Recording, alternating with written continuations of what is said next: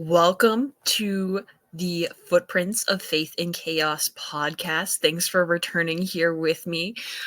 So today's episode is called Who Has the Time? This is going to be is it prelogue? Prelogue? To a series that I'm going to do on family. So some of you have asked me, Rachel, how do you have the time to do a podcast, have a YouTube channel, keep up with social media, work full time, have two under two, try to be a good wife, and just keep it all together and not go crazy? Um, and the answer to that is it's not easy, and I'm not perfect, and I don't always do it right. But I do try really hard to have it all together. As you can see, I'm recording on Wednesday when I was hopefully going to record on Monday. But life happens, and I just have to recognize that I have to go with the flow and that I can't control everything. So I also like thinking about it. If you're looking at my YouTube shorts of the kiddos, which I really hope that you are because they're so darn cute, um, you can see that I'm not always up to the nines. I really enjoy doing my hair. I really enjoy doing my makeup. I'm super girly. But you know what? When time is in the way, guess who comes last is mom. So I don't always do my hair. I don't always do my makeup. One of my goals for the podcast and the YouTube channel when I'm doing a podcast recording is that I do have my hair and makeup done. I don't know why, but that's something that I was really, really hoping to have done. But on my YouTube shorts, you'll see me in just sweatpants and my hair's not done, no makeup on. So just take me as I am. But that's a part of it. Time. I do feel like I usually put myself last. I try to put my kids and my husband first. When I go to work, on my way to work, I know that I am usually starting to go ahead and change my mindset from mom mode to work mode. Like I said in the previous podcast, my job is super serious. It requires me to put on my thinking cap. I'm problem solving the entire day, usually filled with meetings. So, not that I don't think about my kids, because I do, and I get pictures of my kids throughout the day. Thank you to those who do watch my children. My children do not go to daycare. We have them with family members, which we are so lucky to have that. Like I said, this is a prologue to a series I'm going to do about family. And my next episode is going to be called What It's Like, or what it feels like to come from a really big family.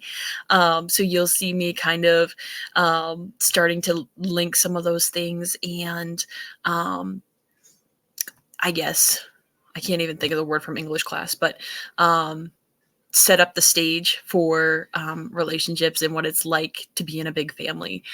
So my girls do go with their family members, with my family members, while I go to work, which great for kids that go to daycare. That's good for you, and if that works for your family, that's great.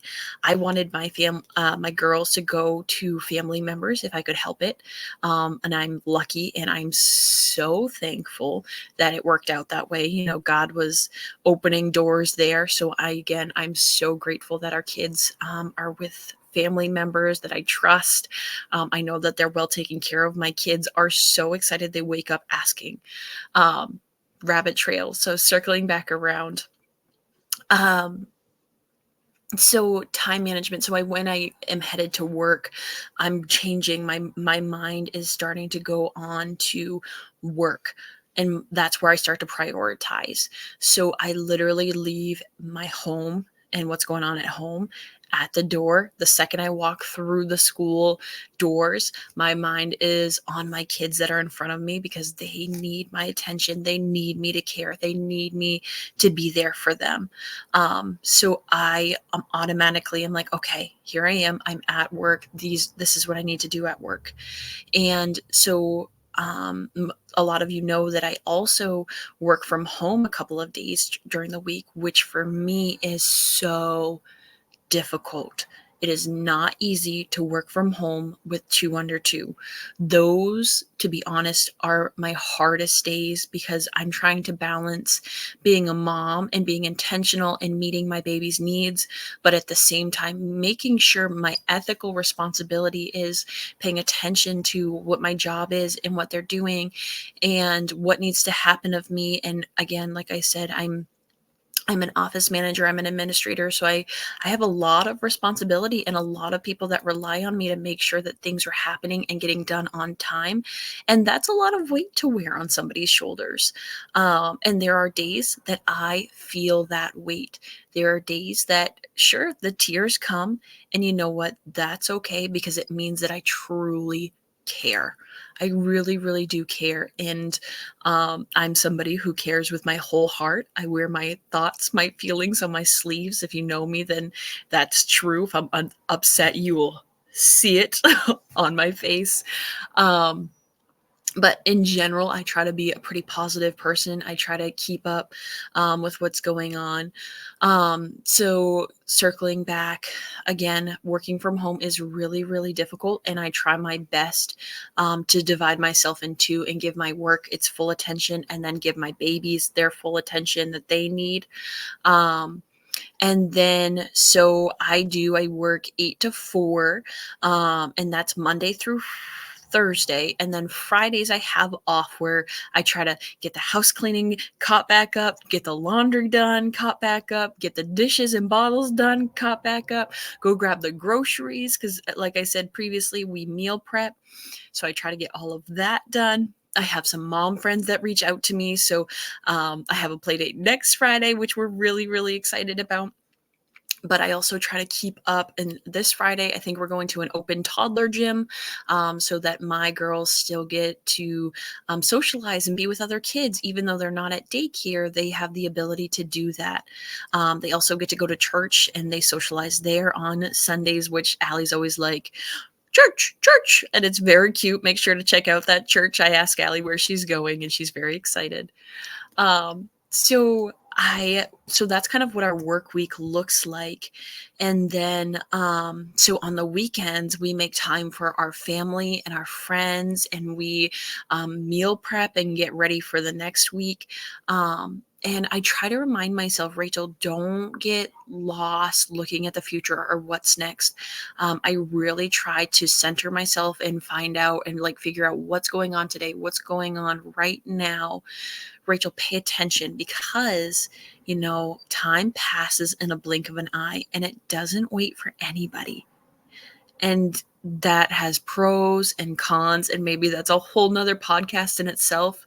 I immediately think of the loss of my Nana. I lost her in October, and most days it doesn't feel real. It doesn't feel real. And time just keeps moving forward, and maybe it heals, maybe it doesn't. But I don't think I can't think about it because it's already we're moving, we're on to the next thing. And I can tell you with two under two, I'm constantly moving, I'm running, we are running. And I also, so side note, then you try to think about you as a mom and you as a person, because you have to make time for you as a person. And that again is an area that I totally struggle with.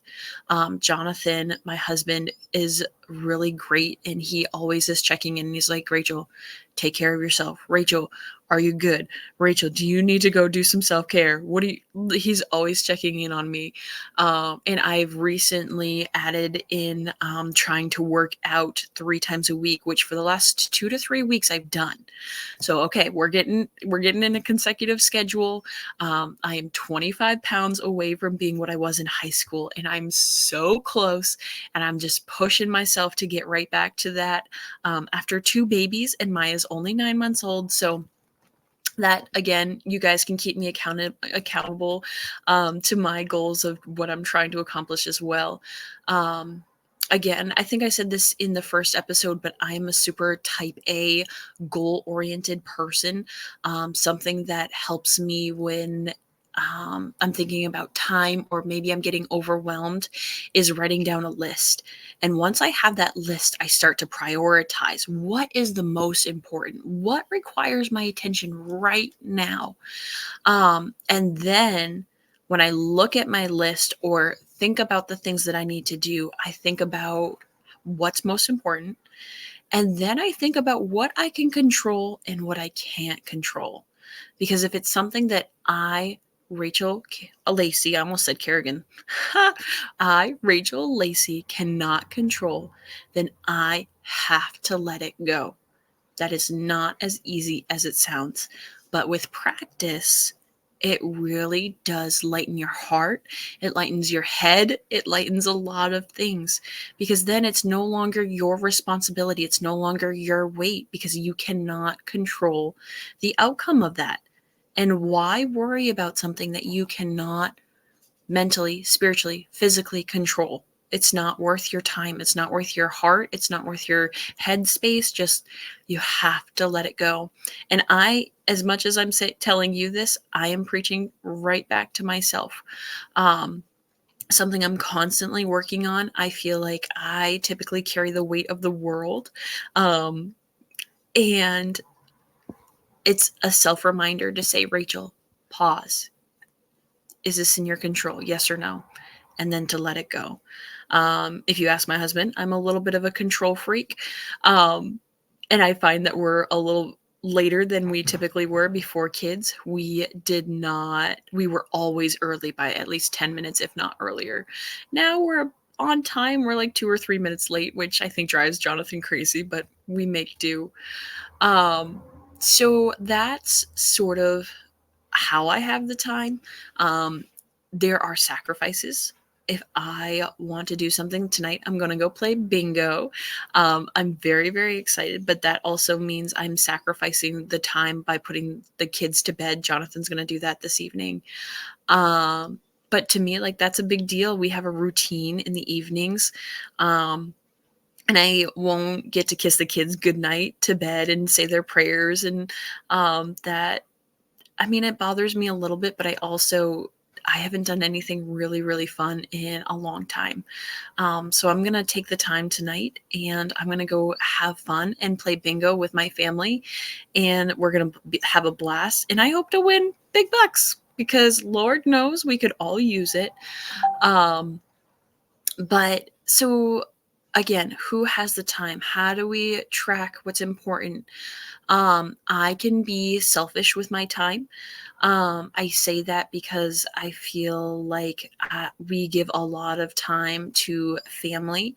I had a great conversation with Jonathan's mom yesterday. We were talking about us coming to visit them and taking time and making them a priority.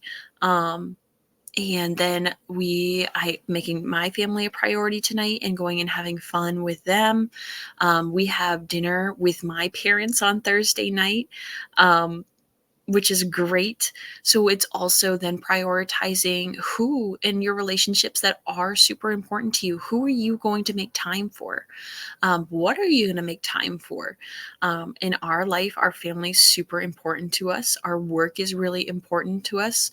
And I'll be honest, sometimes I feel like Jonathan and I, the sacrifices that we don't get enough time together, it's something that we are working on. A lot of things kind of break in. Having two under two takes up a lot of time. So it's just managing how to do that and what to do that. Another huge piece that I struggle with is saying no.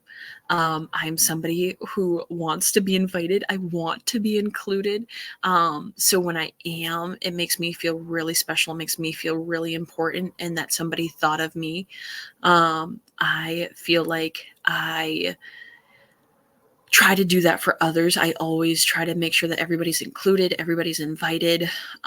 So when people think of me or go out of their way and do that for me, I'm like, yeah, of course, I'm coming. Yep, I'll make it happen, even if it like hurts something else. Again, something that I'm working on, because it's so easy to just want to feel loved and want to be included on those things.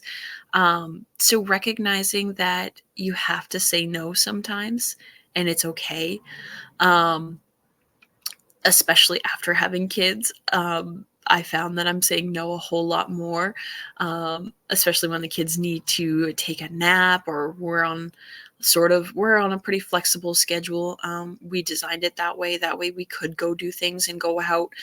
Another piece is that parents, if you take your kids out and you want to go to a party, or I'm thinking Super Bowl this upcoming Sunday, we want to go to the Super Bowl party. I'm going to bring my kids jammies. We're going to hang out. We're going to have a good time. But if Maya has been going to bed around 6, if we stay later than 6, then parents, that's on you for staying later. It's okay, but recognize the consequences or the behaviors of your children because you chose to stay out later. I'm not saying that it's wrong. I'm not saying that it's right.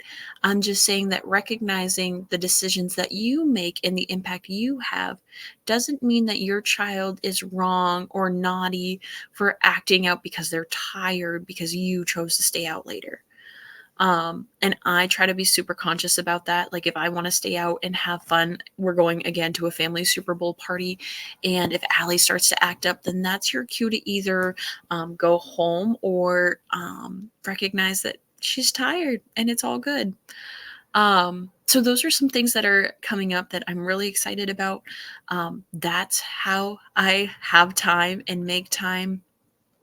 And I also, my listeners, my viewers, I just want you to know and recognize that my goal is to record a podcast every single week, but have grace, have mercy on me, because sometimes it may not happen. This is brand new. This is a brand new journey that I'm on, that I'm trying.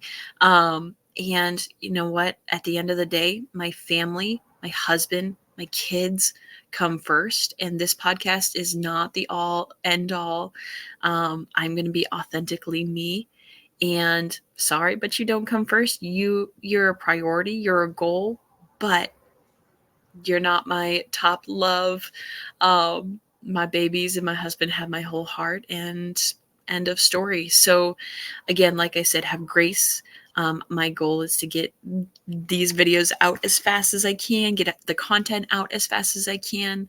I just wanted to also say thank you to all of you who are starting to listen and to follow along. The biggest help is if you subscribe to my YouTube channel. I'm really hoping that maybe this YouTube channel will blast off and provide some financial funds. Everybody could use it. But subscribing, the goal is obviously to get to 1,000, and then I can start to make some money off of this YouTube channel, which would be so cool. I also want to be able to reach people, and the more subscribers that I have, I'll be able to be in more of a lottery to reach others and hopefully help others. So if you've already subscribed, thank you so much for doing so. Thank you for listening. Thank you for being a part of, again, this really cool journey that I'm on. Like I said, the next step or the next phase, I'm going to be starting a family series because that is so, so, so, so important to me. I think, like I said, the next episode is going to be what it's like to come from a really big family. And I'll tell you my journey. I may even be able to convince, I don't think I have to convince very hard, but I think that a sister, maybe 2, maybe even 3, may be open to coming on. I'm going to have Jonathan on here pretty soon, my husband, and he's going to have some say and some input of what's going on. And I have a great list of things and topics that I'm excited to talk to you about. And thanks for coming along this journey. And we'll be talking with you here really soon.